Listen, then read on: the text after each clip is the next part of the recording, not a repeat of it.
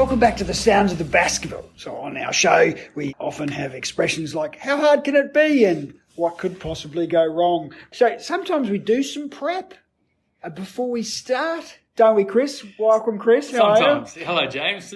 Sometimes we do prep. Sometimes we prep and sometimes we just wing it. But so this one today is supposed to be about timing.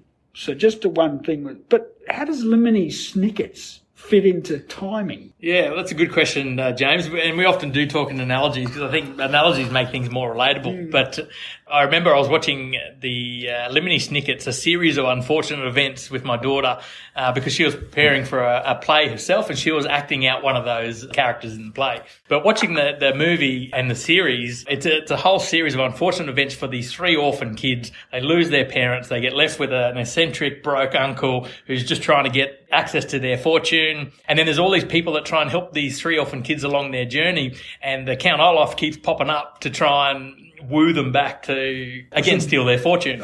So basically subvert them or get in the way of good luck. Yep. And that got you. Okay. And so it's a tale from the orphan's perspective of just all these unfortunate events that seem to crop up. And there's a thinking that it was all by random chance. But as you start to get to know the story, there's actually some deliberate actions being taken place. So when we did our deep amount of preparation for today's session, but cast your mind back, can you think of the time that you had in mind for Lemony Snicket? Lemony Snicket.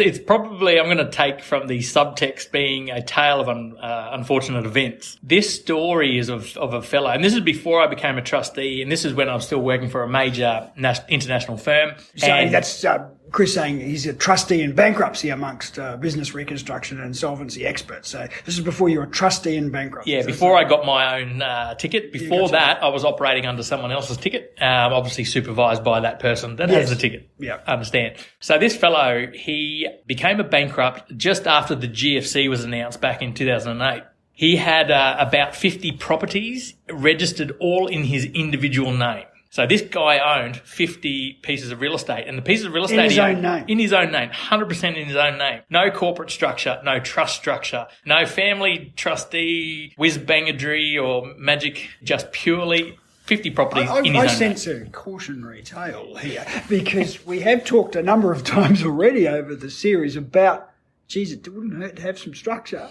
Wouldn't hurt to have some structure, yes. But anyway, in this case, we don't. So let's keep going. Okay. Now, I remember quizzing this guy back in the day. So we're going back over a decade here now, James. But I quizzed him and I said, why do you have all these properties in your own name? And his version was, well, I wanted to be so transparent with the world that if ever I wanted to go and borrow money or do business with anybody, they could search me and they knew exactly who I was. Now, I'm just going to add here that this was the second bankruptcy this guy had, and obviously the GFC was the major trigger for him. He went bankrupt in 1984, which was the last time Australia had a major recession, and he was in property development again. So I think this guy was, I shouldn't laugh, but just one of those victims of what happens when the economy does turn to the dark side. You get caught out. I get some, there's a sense of honour in that, in the sense, well, I've lost money for people before and been unable to pay them. So at least if I have a completely transparent scenario, everyone can see everything that they own, then they lend at their own risk. But by the same token, there's no things sitting off in some bank account in the British Virgin Islands or any of that sort of stuff. It all is what it is. I get a sense of honour in that, but don't you also, as a lender, have a bit of an onus to take your own risk assessment? So that's being exceptionally generous to the lender. I should say that you've always got to give credit where credit is due. You might be familiar with the Springfield Lakes development, which is about 30 kilometres southwest of Brisbane City. And it was basically a development that once it was bushland and now it's a thriving, almost a city within itself now. So fast forward the clock, beyond GFC, it is its own city and it's becoming a place that has residents living there. You've got commercial precincts, hotel precincts, hospital precincts, education precincts, and a whole heap of commercial and retail there. This fellow that fell over in the GFC was responsible for most of the commercial development in the Springfield Lakes region. And on top of that, so on top of owning quite a lot of the commercial precincts in the hotel area, he also had a number of residential real estate. Again, all of it in his own name. But the model that he was kind of working or living off was effectively I'm going to develop some property. I'm going to get it revalued as the value increases, and it's very effective when you've got property prices increasing, similar hallmarks to what we have at the moment, James. So as the property values are increasing, I then borrow on that increased equity, and that's how I kind of fund my lifestyle and my business and all sorts of stuff. So I've got 50 properties all going up in value, increasing in equity, and I'm drawing down on that new founded equity. But of course, it's all virtually paper money. And as long as the property market is going up, I in turn are becoming somewhat wealthy. So talk me back down. So it's late 2007, maybe a bit earlier in the year. Things are pretty sweet. Pre-GFC, these were two obvious hallmarks that I was observing as a fairly senior type insolvency guy, been around the traps a few years by now, is there was just a flurry of cash in the economy. Like it was just like there was cash everywhere. Wages were increasing, values on real estate was increasing, some at phenomenal rates. You know, so you got lots of cash in the system. You got property values going up across the board, even all types of property values, industrial, commercial, retail. And of course, yeah, things are looking pretty good in 2007. It's almost electric. You know, that was probably the way I could probably describe the environment at the time. Hindsight's a wonderful thing. So when we look back in hindsight to this fellow, I surmised to some of my colleagues that in December 2007, when you have a look at all of the asset values less the secured debts, this guy is worth positive $50 million. So in other words, if he sold all of his real estate and cashed out, he walks away with $50 million, less tax. But GFC kicks in January 2008, or it's at least announced, and all of a sudden we've got a market shakedown. He goes from a position of positive 50 million to negative $80 million in that switch flick. Because two things happen. The bank stopped lending, and property values plummeted 10 to 15 to 20%. I think you could say it's unprecedented times. I can remember I was in a banking and finance group in an accounting firm, and we all were kind of having, I think I've mentioned this before in podcasts, we're going, what the hell happened last night during a GFC? And then the next day go, what the hell happened last night? So it was pretty unprecedented. This is a real cautionary tale because it's a little bit buzzy at the moment. Trying to get tradespeople to your house at the moment is a little bit of a saga, and there's a lot of money around, and property values are going up. Property values are going up. And what happened that time seemed like a pretty, ultimately, if things kept on going as they were, then he was a wealthy man. But for the GFC, the guy potentially, and obviously we can't talk to any financial issues that happened after the GFC, but for the GFC, this guy is not just wealthy, I think he's uber wealthy, because again, cashing out at $50 million, that's a huge amount of wealth to accumulate. And remember, he went bankrupt before, so he's rebuilt himself up to this stage again. He's the sort of guy that, if he's got the energy, could possibly do it again, potentially, but dad smash you, minus 60. How much was it? Minus 80 million. 80. Yeah. So that's a net loss of, what's that, $130 million net negative position. It was a huge swing because when you sort of think about it, what happened is the banks stopped lending. So all of a sudden your cash flow is now kaput. And then property values drop. So now it impacts your loan to value ratio, your LVR, as we affectionately say. So now the banks are now calling back their loans, and they're doing it with some reasonable amount of force. So in other words, they're sending receivers across everything. And I remember working with the trustee at this time, and I remember we must have been dealing with about 10 different financial institutions across his entire spread of assets, and each one had their own receiver in it. So in a way, I got to know some of my competitors quite well because here I am as representing the trustee, and I'm talking to all the other receivers out there.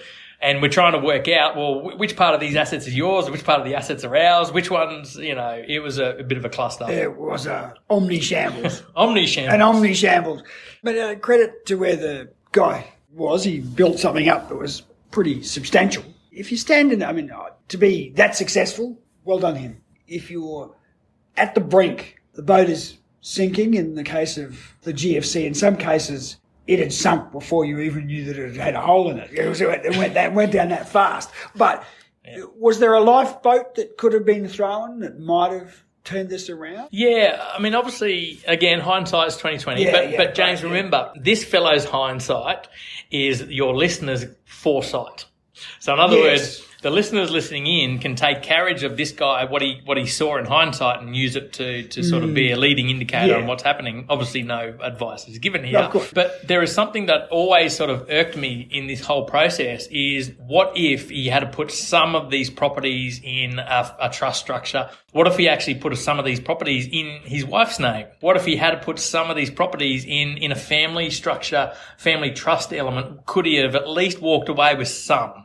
I think it was inevitable. He was always going to lose all the major commercial real estate because that's big borrowings, big banks. They want their money back.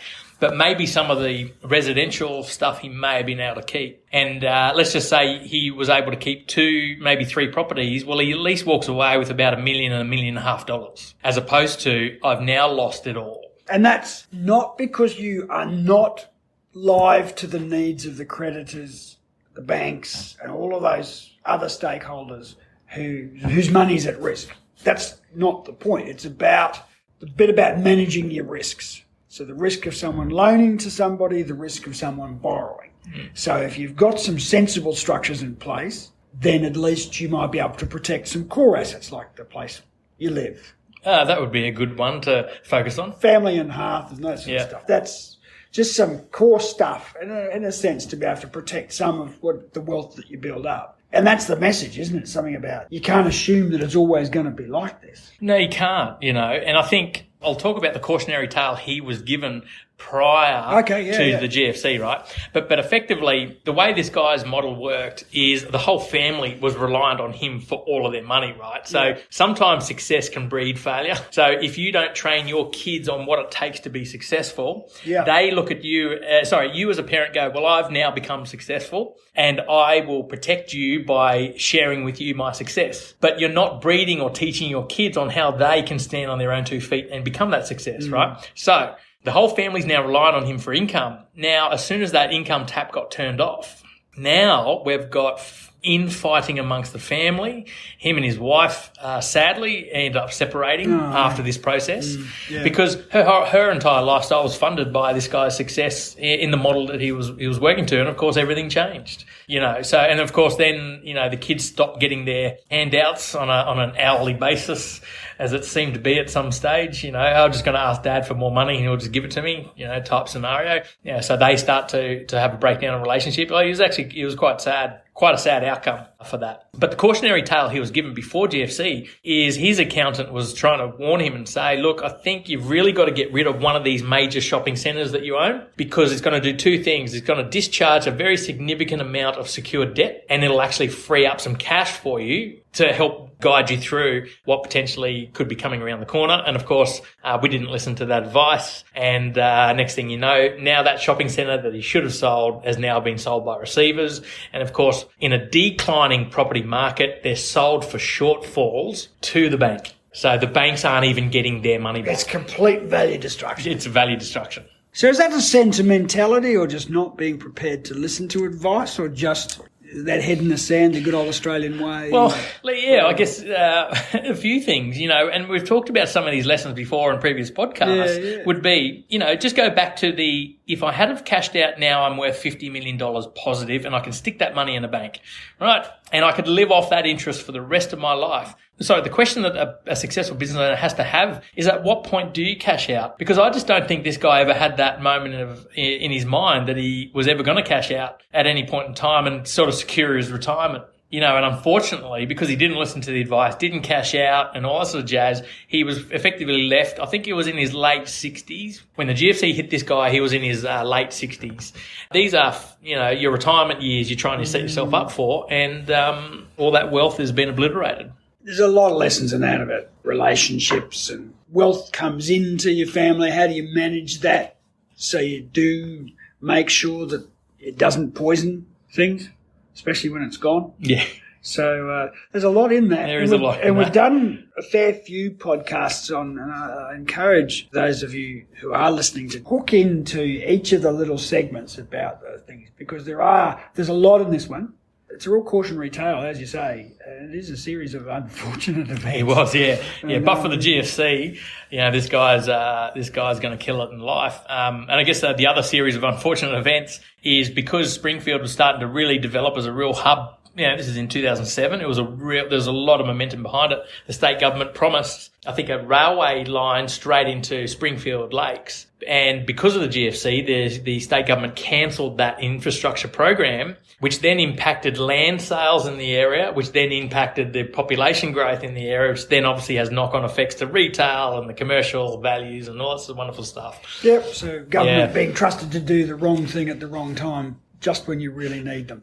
Great. Okay, and on that happy note, thanks, Chris. Thanks, That's been James. great. Okay, catch you Bye. soon. Bye.